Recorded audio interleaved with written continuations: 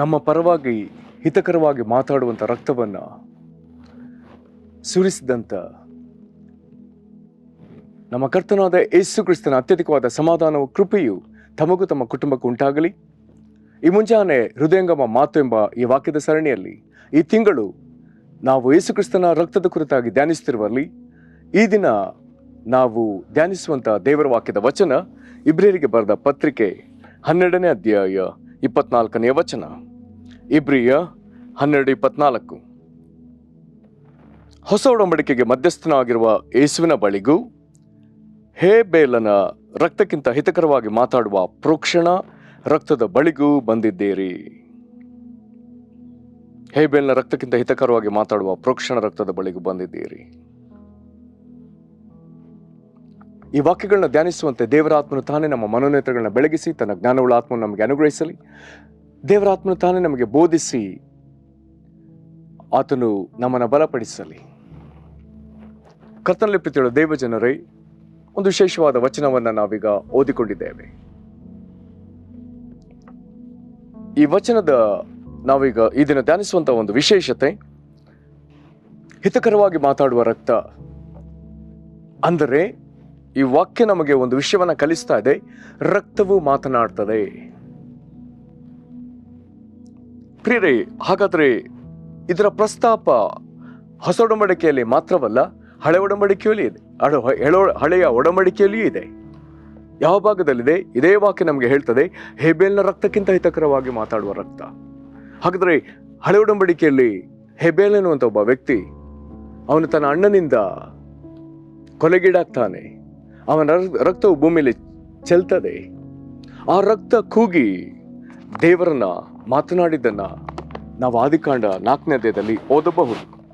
ಆದಿಕಾಂಡದ 4ನೇ ಅಧ್ಯಾಯದಲ್ಲಿ ದೇವರು ತನ್ನ ತಮ್ಮನನ್ನ ಕೊಂದ ಕಾಯಿನನನ್ನ ಈಗ ಕರೆದು ಮಾತನಾಡ್ತಾನೆ. ದೇವರು ಹೇಳ್ತಾರೆ ಈ 4:10 ಅದಕ್ಕೆ ಯೆಹೋವನು, ನೀನೇನು ಮಾಡಿದಿ? ನಿನ್ನ ತಮ್ಮನ ರಕ್ತವು ಭೂಮಿಯ ಕಡೆಯಿಂದ ನನ್ನನ್ನು ಕೂಗುತ್ತದೆ, ಕೇಳು. ಹಾಗಾದರೆ ಇಲ್ಲಿ ದೇವರು ತಾನೇ ಹೇಳ್ತಿದ್ದಾನೆ, ನಿನ್ನ ತಮ್ಮನ ರಕ್ತ ಭೂಮಿಯ ಕಡೆಯಿಂದ ನನಗೆ ಕೂಗ್ತಾ ಇದೆ ಅಥವಾ ಮಾತನಾಡ್ತಾ ಇದೆ. ಇಲ್ಲಿ ಕೂಗುತ್ತಾ ಇದೆ ಎನ್ನುವಂತ ಈ ವಿಚಾರವನ್ನ ಇಬ್ರಿಯ 12:24 ಹೀಗೆ ಹೇಳ್ತದೆ, ಮಾತನಾಡ್ತದೆ. ಹಾಗಾದ್ರೆ ಹೇಬೇಲ್ನ ರಕ್ತಕ್ಕಿಂತ ಇನ್ನೊಂದು ರಕ್ತ ಹಿತಕರವಾಗಿ ಮಾತನಾಡ್ತದೆ ಎಂಬುದಾಗಿ ಹೇಳುವಾಗ, ಅಥವಾ ಹೇಬೇಲ್ನ ರಕ್ತಕ್ಕಿಂತ ಯೇಸು ಸುರಿಸಿದ ರಕ್ತ ಹಿತಕರವಾಗಿ ಮಾತನಾಡ್ತದೆ ಎಂಬುದಾಗಿ ಹೇಳುವಾಗ, ಹಾಗಾದ್ರೆ ಹೇಬೇಲ್ನ ರಕ್ತದ ಸ್ವರವೇ ಬೇರೆ ಎಂಬುದಾಗಿ ನಾವು ಅರ್ಥ ಮಾಡಿಕೊಳ್ಳಬೇಕು.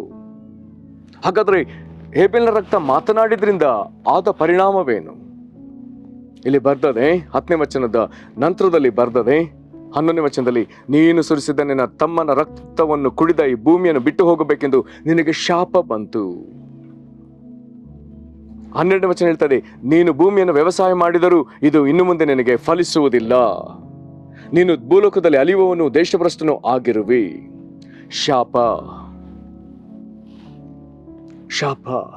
ಹಾಗಾದ್ರೆ ಹೇಬೇಲ್ನ ರಕ್ತದ ನಿಮಿತ್ತ ಶಾಪ ಬಂತೆಂಬುದಾಗಿ ಹೇಳಿದ್ರೆ ದೇವರ ಕೋಪ ಬಂತು, ಶಾಪ ಬಂತು. ಶಾಪದ ಹಾಗಾದ್ರೆ ಅದು ಒಂದು ಶಿಕ್ಷೆ ಬಂತು ಅಥವಾ ಸೇಡು.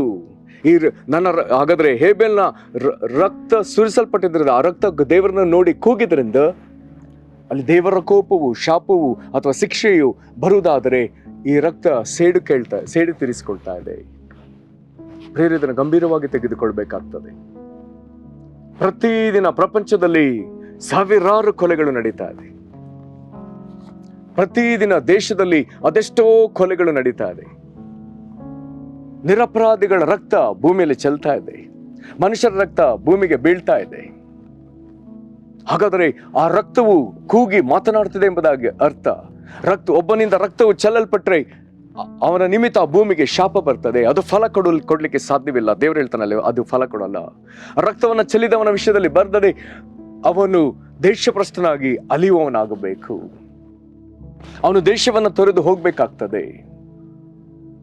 ಹಾಗಾದ್ರೆ ರಕ್ತವನ್ನ ಸುರಿಸಿದವನ ಮೇಲೆ ದೇವರ ಕೋಪ, ಆ ದೇವರ ಕೋಪದ ನಿಮಿತ್ತ ಶಾಪ, ವಿಧ ವಿಧವಾದ ಬಾಧೆ, ಇದೆಲ್ಲವೂ ಪ್ರತೀಕಾರ, ಸೇಡು. ಹಾಗಾದ್ರೆ ಆ ರಕ್ತ ದೇವರ ಆ ರಕ್ತವು ಪ್ರತಿಕಾರವನ್ನು ಬಯಸುವುದಾದರೆ ಅದನ್ನು ಸುರಿಸಿದವನ ಮೇಲೆ ದೇವರ ಕೋಪ, ಶಾಪ. ಪ್ರೇರೆ, ಬಹಳ ಕೇಳಿಸಿಕೊಳ್ಳುವುದಕ್ಕೆ ಕಷ್ಟಕರವಾದ ಒಂದು ವಿಷಯ. ಹಾಗಾದ್ರೆ ಅನುಭವಿಸುವವರ ಸ್ಥಿತಿ ಏನು? ಭೂಮಿ ಮೇಲೆ ಈ ರೀತಿಯಾಗಿ ಇಲ್ಲಿವರೆಗೂ ಅದೆಷ್ಟೋ ಲಕ್ಷವೋ ಕೋಟಿಯೋ ನಿರಪರಾಧಿಗಳ ಅಥವಾ ಮನುಷ್ಯರ ರಕ್ತವು ಭೂಮಿಗೆ ಚೆಲ್ಲಲ್ಪಟ್ಟಿರುವಲ್ಲಿ, ಯುದ್ಧಗಳ ನಿಮಿತ್ತವೋ ಅಥವಾ ದೌರ್ಜನ್ಯಗಳ ನಿಮಿತ್ತವೋ ಅಥವಾ ನಾನಾ ಕಾರಣಗಳ ನಿಮಿತ್ತವೋ ಚೆಲ್ಲಲ್ಪಟ್ಟಿರುವುದಾದ್ರೆ ಈ ಭೂಮಿಯ ಪರಿಸ್ಥಿತಿಯನ್ನು ನಿಶ್ಚಯವಾಗಿ ಅಲ್ಲಿ ಸಮಾಧಾನವಿರಲಿಕ್ಕೆ ಸಾಧ್ಯವೇ ಇಲ್ಲ, ನೆಮ್ಮದಿ ಕಾಣಲಿಕ್ಕೆ ಸಾಧ್ಯವೇ ಇಲ್ಲ. ಅಂತ ನೆಲದಲ್ಲಿ ಯಾರಿಗೂ ನೆಮ್ಮದಿ ಇರಲಿಕ್ಕೆ ಸಾಧ್ಯವೇ ಇಲ್ಲ. ಹಾಗಾದ್ರೆ ಹೀಗೆ ಸೇಡನ್ನ, ಪ್ರತಿಕಾರವನ್ನು ಬಯಸುವಂತ ರಕ್ತದ ಕೂಗು ಪರಲೋಕದ ಕಡೆಗೆ ಜೋರಾಗಿರುವಲ್ಲಿ, ದೊಡ್ಡ ಸದ್ದು ಪರಲೋಕದ ಕಡೆಗೆ ಏರಿ ಹೋಗುತ್ತಿರುವಲ್ಲಿ, ಇದಕ್ಕೆ ಪ್ರತಿಯಾಗಿ ದೇವರು ಇನ್ನೊಂದು ರಕ್ತ ಭೂಮಿ ಮೇಲೆ ಸುರಿಯುವಂತೆ ಮಾಡಿದ್ದಾನೆ, ಅಥವಾ ದೇವರು ತಾನೇ ಭೂಮಿಗೆ ಬಂದು ತನ್ನ ರಕ್ತ ಈ ಭೂಮಿ ಮೇಲೆ ಸುರಿಯುವಂತೆ ಮಾಡಿದ್ದಾನೆ. ಈ ರಕ್ತದ ಕುರಿತಾಗಿ ಇಲ್ಲಿ ಇರುವಂತಹ ವಿವರಣೆ ಹೇಬೇಲ್ನ ರಕ್ತಕ್ಕಿಂತ ಹಿತಕರವಾಗಿ ಮಾತಾಡುವ ರಕ್ತ, ಅಥವಾ ಹಿತಕರವಾಗಿ ಮಾತಾಡುವ ಪ್ರೋಕ್ಷಣಾ ರಕ್ತ. ಹಿತಕರ. ಆ ರಕ್ತ ಮಾತನಾಡಿದ್ರಿಂದ ಭೂಮಿಗೆ ಶಾಪ, ಆ ರಕ್ತ ಮಾತನಾಡಿದ್ರಿಂದ ಭೂಮಿಯಲ್ಲಿ ಹುಟ್ಟುವಳಿಯೋ ಫಲವೂ ಇಲ್ಲ. ಆ ರಕ್ತ ಮಾತನಾಡಿದ್ರಿಂದ ಅದನ್ನು ಸುರಿಸಿದ ಮನುಷ್ಯನಿಗೆ ದೇಶಭ್ರಷ್ಟನಾಗಿ ಅಲಿಯತಕ್ಕ ಒಂದು ಘೋರ ಸ್ಥಿತಿ. ಹಾಗಾದ್ರೆ ಹಿತಕರವಾಗಿ ಮಾತನಾಡುವಂತ ರಕ್ತ ಇವೆಲ್ಲದಕ್ಕೂ ವಿರುದ್ಧವಾಗಿ ಮಾತನಾಡಿರಬೇಕು. ಏನಿದ್ರ ಅರ್ಥ? ಮೊದಲು ಹೇಳಲ್ಪಟ್ಟ ರಕ್ತ ದೇವರ ಕೋಪವನ್ನ ಬೇಡುವುದಾದರೆ, ಈಗ ಹಿತಕರವಾಗಿ ಮಾತನಾಡುವಂತ ಯೇಸು ಕ್ರಿಸ್ತನ ರಕ್ತ ದೇವರ ಕೋಪವನ್ನಲ್ಲ, ದೇವರ ಕನಿಕರವನ್ನ ಬೇಡ್ತಾ ಇದೆ. ಮೊದಲು ಈ ರಕ್ತ ದೇವರ ಕೋಪವನ್ನು ಬೇಡಿದ ರಕ್ತ ಈಗ ಸೇಡನ್ನ, ಪ್ರತಿಕಾರವನ್ನ ಬೇಡುವುದಾದರೆ, ತಪ್ಪು ಮಾಡಿದವನಿಗೆ ತಕ್ಕ ಶಾಸ್ತಿಯನ್ನ ಕೇಳುವುದಾದರೆ, ಇಲ್ಲಿ ಹಿತಕರವಾಗಿ ಮಾತನಾಡುವಂತ ಆತನ ಮಗನಾದ ಯೇಸು ಕ್ರಿಸ್ತನ ರಕ್ತ ಇದು ಶಿಕ್ಷೆಯನ್ನಲ್ಲ, ತಕ್ಕ ಶಾಸ್ತಿಯನ್ನಲ್ಲ, ಬದಲಾಗಿ ದೇವರ ಕ್ಷಮಾಪಣೆಯನ್ನ ಇದು ಬೇಡ್ತಾ ಇದೆ. ಆ ಹೇಬೆಲ್ನ ರಕ್ತ ಶಾಪವನ್ನ ಬಯಸುವುದಾದರೆ, ಇಲ್ಲಿ ಹಿತಕರವಾಗಿ ಮಾತಾಡುವ ಆತನ ರಕ್ತ ನಮ್ಮ ಮೇಲೆ ದೇವರ ಆಶೀರ್ವಾದವನ್ನ ಕೇಳ್ತಾ ಇದೆ. ಆ ಹೇಬೆಲ್ನ ರಕ್ತ ಅಥವಾ ಮನುಷ್ಯನ ರಕ್ತ, ಬೇರೆ ಮನುಷ್ಯನ ರಕ್ತ, ಅದು ಪ್ರತಿಕಾರವನ್ನು ಬಯಸಿ ಅವನು ದೇಶಭ್ರಷ್ಟನಾಗ್ಲಿ, ಇಲ್ಲಿಂದ ಆತನು ದೂರ ತಳ್ಳಲ್ಪಡಲೆಂಬುದಾಗಿ ಹೇಳುವುದಾದರೆ, ಇಲ್ಲಿ ಹಿತಕರವಾಗಿ ಮಾತನಾಡುವಂತ ಯೇಸು ಕ್ರಿಸ್ತನ ರಕ್ತ ನಮ್ಮನ್ನು, ದೇವರಿಂದ ದೂರವಾಗಿರುವ ನಮ್ಮನ್ನು ದೇವರಿಗೆ ಹತ್ತಿರದ ಪ್ರಜೆಗಳನ್ನಾಗಿ ಅಥವಾ ದೇವರಿಗೆ ಮಕ್ಕಳನ್ನಾಗಿ ದೇವರ ಕಡೆಗೂ ಪರಲೋಕದ ಕಡೆಗೂ ಆ ಅತ್ಯುತ್ತಮವಾದ ನಿತ್ಯ ನಿರೀಕ್ಷೆ ಕಡೆಗೂ ನಮ್ಮನ್ನ ಸೆಳೆಯುವ ಅಥವಾ ಆಲಂಗಿಸಿಕೊಳ್ಳುವ ರಕ್ತ. ಕರ್ತನಲ್ಲಿ ಪ್ರೀತಿಯುಳ್ಳ ದೈವ ಜನರೇ, ಇದು ಯೇಸು ಕ್ರಿಸ್ತನ ರಕ್ತದಿಂದ ಆಗುವಂತ ಮೇಲು. ಹಿತಕರವಾಗಿ, ದೇವರಿಗೆ ಸ್ತೋತ್ರ. ಈತನ ರಕ್ತ ಹೇಗೆ ಮಾತನಾಡಿತು? ಕಲ್ವಾರಿ ಶಿಲುಬೆಯಲ್ಲಿ ಇದರ ಕೂಗು ನಮಗೆ ಕೇಳ್ತದೆ. ಲೂಕನು ಬರೆದ ಸುವಾರ್ತೆ 23ನೇ ಅಧ್ಯಾಯ, ಆ 23ನೇ ಅಧ್ಯಾಯದಲ್ಲಿ 34ನೇ ವಚನವನ್ನು ಓದಿದ್ರೆ ಈ ರಕ್ತ ಹೇಗೆ ಮಾತನಾಡಿತೆಂಬುದನ್ನು ನಾವು ಕೇಳಬಹುದು. ಅಲ್ಲಿ ಬರ್ತದೆ, ಆಗ ಯೇಸು, ತಂದೆಯೇ ಅವರಿಗೆ ಕ್ಷಮಿಸು, ತಾವು ಏನು ಮಾಡ್ತವೆಂಬುದನ್ನು ಅರಿಯರು. ಇದು ಕನಿಕರ ಕ್ಷಮಾಪಣೆ ಬೇಡುವ ರಕ್ತ, ಕನಿಕರ ಕ್ಷಮಾಪಣೆ ಆಶೀರ್ವಾದ ಬೇಡುವ ರಕ್ತ, ಕ್ಷಮಿಸು ಎಂಬುದಾಗಿ ಹೇಳುವಾಗ ಸೇರಿಸಿಕೊಳ್ಳುವ ರಕ್ತ, ಪಟ್ಟವರನ್ನ ಅಂಗೀಕರಿಸುವಂತ ರಕ್ತ. ಇದನ್ನು ಕೇಳುವಂತ ಪ್ರಿಯ ದೇವಜನರೇ, ನೀನು ದೇವರಿಂದ ತಿರಸ್ಕರಿಸಲ್ಪಟ್ಟಿದ್ರೆ ನಿನಗಾಗಿ ಹಿತಕರವಾಗಿ ಮಾತನಾಡುವಂತ ಯೇಸು ಕ್ರಿಸ್ತನ ರಕ್ತವಿದೆ. ಇದು ನಿನ್ನನ್ನು ದೇವರ ಬಳಿಗೆ ಸೇರಿಸುವ ರಕ್ತ, ನಿನ್ನ ಮೇಲಿರುವಂತ ಶಾಪವನ್ನು ಹೋಗಲಾಡಿಸಿ ದೇವರ ಆಶೀರ್ವಾದ ತರುವಂತ ರಕ್ತ, ನಿನ್ನ ಮೇಲಿರುವ ದೇವರ ಕೋಪವನ್ನು ತೊಲಗಿಸಿ ದೇವರ ಕನಿಕರ ಕ್ಷಮಾಪಣೆಯನ್ನು ನಿನಗೆ ಕೊಡಿಸುವಂತ ರಕ್ತ, ದೇವರ ಕೋಪಕ್ಕೆ ಬದಲಾಗಿ ದೇವರ ಸಮಾಧಾನವನ್ನ ನಿನಗೆ ಒದಗಿಸುವ ರಕ್ತ. ಹಾಗಾಗಿ ಇದು ಹಿತಕರವಾಗಿ ಮಾತಾಡುವ ರಕ್ತ. ದೇವರಿಗೆ ಸ್ತೋತ್ರ. ಈ ರಕ್ತವನ್ನ ಹೊಂದಿದ, ಈ ಯೇಸುವಿನ ರಕ್ತವನ್ನ ಹೊಂದಿಕೊಂಡಿದ್ದ ಒಬ್ಬ ದೇವ ಮನುಷ್ಯನು, ಅಂದ್ರೆ ಆದಿ ಸಭೆಯಲ್ಲಿ ಮೊಟ್ಟ ಮೊದಲ ಹತಸಾಕ್ಷಿಯಾಗಿ ಕೊಲ್ಲಲ್ಪಟ್ಟ ದೇವ ಮನುಷ್ಯನಾದ ಸ್ಟೆಫನನು, ಆತನ ಮೇಲೆ ಅನೇಕರು ದ್ವೇಷದಿಂದ ಕಲ್ಲನ್ನು ಎಸೆಯುತ್ತಾ ಆತನನ್ನು ಕೊಲ್ಲುತ್ತಿರುವಾಗ ವಿಪರೀತ ಕಲ್ಲು ಪೆಟ್ಟಿನ ನಡುವೆ ಪ್ರಾಣ ಬಿಡುವ ಸಂದರ್ಭದಲ್ಲಿ ಭಕ್ತನಾದ ಸ್ಟೆಫನನ್ನು ಆತನು ಹೀಗೆ ದೇವರನ್ನು ನೋಡಿ ಪ್ರಾರ್ಥಿಸ್ತಾನೆ. ಏನು ಪ್ರಾರ್ಥಿಸ್ತಾನೆ? ಯೇಸು ಸ್ವಾಮಿಯೇ ನನ್ನ ಆತ್ಮವನ್ನು ಸೇರಿಸಿಕೊ ಎಂದು ಪ್ರಾರ್ಥಿಸಿ, ಅಂದ್ರೆ 7ನೇ ಅಧ್ಯಾಯದ ಕೊನೆಯ ವಚನದಲ್ಲಿ. ಆಗ ಆತನು ಮೊಣಕಾಲಾಗ್ತಾನೆ ಎಂದು ಪ್ರಾರ್ಥಿಸಿ ಮೊಣಕಾಲೂರಿ, ಕರ್ತನೇ ಈ ಪಾಪವನ್ನು ಅವರ ಮೇಲೆ ಹೊರಿಸಬೇಡವೆಂದು ಮಹಾಶಬ್ದದಿಂದ ಕೂಗಿದನು. ಕರ್ತನೇ ಈ ಪಾಪವನ್ನು ಅವರ ಮೇಲೆ ಹೊರಿಸಬೇಡ. ಯೇಸು ಕಲ್ವಾರಿ ಶಿಲುಬೆಯಲ್ಲಿ ತಂದೆಯವರನ್ನು ಕ್ಷಮಿಸು ಎಂಬುದಾಗಿ ಹೇಳಿದ್ನಲ್ಲ, ಅದಕ್ಕೆ ಸಮವಾದ ಪ್ರಾರ್ಥನೆ. ಹೊರಿಸಬೇಡ, ಹಾಗಾದ್ರೆ ಇವರ ಮೇಲೆ ನಿನ್ನ ಕೋಪ ಬೇಡ, ಪ್ರತಿಕಾರ ಬೇಡ, ಶಾಪ ಬೇಡ, ದೇಶಭ್ರಷ್ಟರಾಗಿ ಇವರು ಅಲಿಯುವುದು ಬೇಡ, ಇವರನ್ನು ಸೇರಿಸಬೇಕು, ಇವರನ್ನ ಕ್ಷಮಿಸಬೇಕು.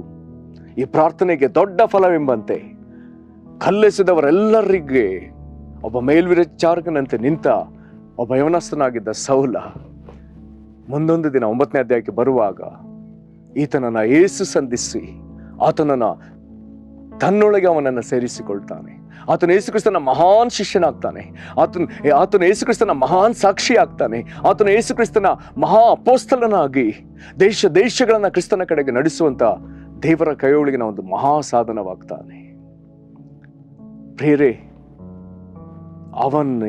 ಅವನಿಗೆ ದೊರಕಿದ ಮೇಲುಗಳನ್ನು ಆತನು ತನ್ನೊಳಗಿಟ್ಟುಕೊಳ್ಳದೆ ಅದನ್ನ ಪತ್ರವಾಗಿ ಬರೆದು ಆ ಪತ್ರಿಕೆಗಳು ನಮಗೆ ಸಿಕ್ಕುವಂತ ಇದನ್ನ ಮುದ್ರಣವಾಗಿ ನಮಗೆ ಈ ಬೈಬಲ್ನಲ್ಲಿ ಓದ್ಲಿಕ್ಕೆ ಅದು ಸಿಗ್ತವೆ. ಕರ್ತನಲ್ಲಿ ಪ್ರೀತಿಯುಳ್ಳ ದೇವ ಜನರೇ, ಎಂತಹ ಶ್ರೇಷ್ಠವಾದ ವಿಷಯ. ನಮಗೆ ಒಂದು ರಕ್ತ ದೊರಕಿದೆ. ಆ ರಕ್ತ ನಮಗಾಗಿ ಹಿತಕರವಾಗಿ ದೇವರ ಬಳಿ ವಿಜ್ಞಾಪಿಸುವ, ಬೇಡುವ, ಮಾತನಾಡುವ ರಕ್ತ. ಇದರ ನಿಮಿತ್ತ ನೀನು ಸುರಕ್ಷಿತ, ಇದರ ನಿಮಿತ್ತ ನಾನು ಸುರಕ್ಷಿತ. ಪ್ರಾರ್ಥನೆ ಮಾಡೋಣ. ಮಹಾಕೃಪೆಯ ಪರಲೋಕ ತಂದೆ, ಕರ್ತನಾದ ಯೇಸು ಕ್ರಿಸ್ತನೇ, ನಿನ್ನ ರಕ್ತವು ಅದು ಹಿತಕರವಾಗಿ ಮಾತಾಡುವ ರಕ್ತ, ದೇವರ ಕೋಪವನ್ನು ನಿವಾರಿಸಿ ದೇವರ ಕನಿಕರ ಒದಗಿಸುವ ರಕ್ತ, ಪ್ರತಿಕಾರ ದೇವರೇ ನಮ್ಮ ಪಾಪಕ್ಕೆ ಪ್ರತಿಕಾರವನ್ನು ಬಯಸದೆ ದೇವರ ಕ್ಷಮಾಪಣೆ ದೊರಕಿಸುವ ರಕ್ತ, ನಮ್ಮನ್ನ ದೇಶಭ್ರಷ್ಟನಾಗಿ ಅಲೆದಾಡುವಂತೆ ನಮ್ಮನ್ನ ದೂರ ತಳ್ಳಿಬಿಡದೆ ಬದಲಾಗಿ ದೇವರ ಹೃದಯಕ್ಕೆ ನಮ್ಮನ್ನ ಹತ್ತಿರಕ್ಕೆ ಸೆಳೆಕೊಳ್ಳುವಂತ ರಕ್ತ. ದೇವರೇ ನಿನ್ನಿಂದ ದೊರಕುವಂತ ಸಕಲ ಮೇಲುಗಳನ್ನು ಬಯಸುವಂತ ರಕ್ತ. ನಮಗಾಗಿ ಕರ್ತನೆ ನೀನು ಇಂಥ ರಕ್ತವನ್ನು ಸುರಿಸಿದೆಯಲ್ಲ, ಈ ರಕ್ತ ನಮಗಾಗಿ ಪರಿತಪಿಸಿ ಬೇಡುವಂತ ರಕ್ತವಾಗಿರುವುದಕ್ಕಾಗಿ ಸ್ತೋತ್ರ ಅಪ್ಪ. ಈ ರಕ್ತ ಇರುವಂತ ದೇವ ಮನುಷ್ಯನು ಸ್ಟೆಫನನು ಹೀಗೆಯೇ ಪ್ರಾರ್ಥಿಸಿದ್ನಲ್ಲ, ಅದರ ನಿಮಿತ್ತವಾಗಿ ಕರ್ತನೆ ಇವನ ರಕ್ತದೊಳಗಿನ ಕೂಗಿನ ಆ ಪ್ರಾರ್ಥನೆಯ ನಿಮಿತ್ತವಾಗಿ ಕರ್ತನೆ ನೀನು ಪೌಲನನ್ನ ಎಂಥ ಶ್ರೇಷ್ಠತೆಯಲ್ಲಿ ಆಶೀರ್ವದಿಸಿದೆಯಲ್ಲ. ಓ ಪರಲೋಕ ತಂದೆ, ಈ ದಿನ ಈ ವಾಕ್ಯವನ್ನು ಕೇಳುತ್ತಿರುವಂತ ನಮ್ಮೊಬ್ಬೊಬ್ಬರಿಗೂ ಈ ನಿನ್ನ ರಕ್ತ ಆಧಾರವಾಗಲಿ. ಈ ರಕ್ತ ನಮಗಾಗಿ ಮೇಲುಗಳನ್ನ ಕೂಗಿ ಬೇಡಿಕೊಳ್ಳುತ್ತಿರುವಲ್ಲಿ ಅದಕ್ಕೆ ತಕ್ಕ ಆಶೀರ್ವಾದಗಳು ನಮ್ಮ ಜೀವಿತದಲ್ಲಿ ಬರಲಿ. ನಾವು ಕೆಡುಕುಗಳನ್ನ ಬರಮಾಡಿಕೊಂಡಿದ್ರೆ, ದೇವರೇ ನಿನ್ನ ಕೋಪವನ್ನು ಬರಮಾಡಿಕೊಂಡಿದ್ದರೆ ಈ ಮುಂಜಾನೆ ನಮ್ಮನ್ನು ಮನ್ನಿಸಿ ನಮಗಾಗಿ ಹಿತಕರವಾಗಿ ಮಾತಾಡುವ ಈ ರಕ್ತದ ನಿಮಿತ್ತ, ಈ ಒಡಂಬಡಿಕೆ ರಕ್ತದ ನಿಮಿತ್ತ ದೇವರೇ ನಿನ್ನ ಐಕ್ಯತೆಯಲ್ಲಿ, ಸಮಾಧಾನದಲ್ಲಿಯೂ, ನಿನ್ನ ಪ್ರೀತಿ ಆಶೀರ್ವಾದದಲ್ಲಿ ನಮ್ಮನ್ನು ಸೇರಿಸಿಕೊ ಸ್ವಾಮಿ. ಕರ್ತನೆ, ತಳ್ಳಲ್ಪಟ್ಟವರು ಅಥವಾ ನಾನಾ ವಿಧವಾಗಿ ಮಾನಸಿಕವಾಗಿ ಬಾಧೆ ಪಟ್ಟವರನ್ನ ಕರ್ತನೆ ಈ ದಿನ ಈ ವಾಕ್ಯದ ಮುಖಾಂತರ, ವಾಕ್ಯದ ನಿಮಿತ್ತ ನೀನು ಸ್ಪರ್ಶಿಸು, ಅವರನ್ನು ಆಶೀರ್ವದಿಸು. ನಿನ್ನ ದೊಡ್ಡ ಕೃಪೆ ದಯೆ ಅವರ ಮೇಲಿರಲಿ. ನಮ್ಮ ನಿನ್ನ ಕರಗಳಿಗೆ ಒಪ್ಪಿಸಿಕೊಡ್ತೇವೆ ಯೇಸು ಕ್ರಿಸ್ತನ ಹೆಸರಿನಲ್ಲಿ ಬೇಡಿ ಹೊಂದಿದ್ದೇವೆ ನಮ್ಮ ತಂದೆಯೇ, ಆಮೇನ್. ಕರ್ತನು ನಿಮ್ಮನ್ನು ಹೇರಳವಾಗಿ ಆಶೀರ್ವದಿಸಲಿ. ವಂದನೆಗಳು.